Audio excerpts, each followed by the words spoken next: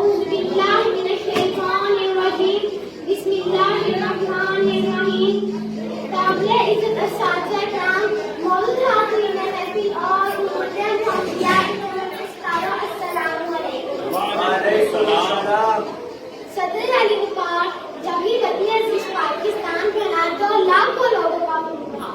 ہزاروں بچے یتیم ہوئے اور عزتیں تار تار ہوئی. یہ کیا تھا؟ یہ کیوں تھا؟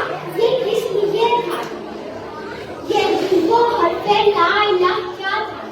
یہ ساری کام یہ دین اسلام کی خاطر. ہزاروں الفتیں تھی پاکستان کی خاطر. مقصد یہ تھا کہ یہاں اسلام کا فرمان جاری ہو، مکمل طور پر اس ملک میں قرآن ہو جائے. لیکن آج ہمارا حال یہ ہے کہ ہم گوگل کی غلامی میں جکڑ دیے رہ رہے ہیں. خاص دلیل محفل آئے آج ہم یہ عہد کریں کہ اس لا الہ کے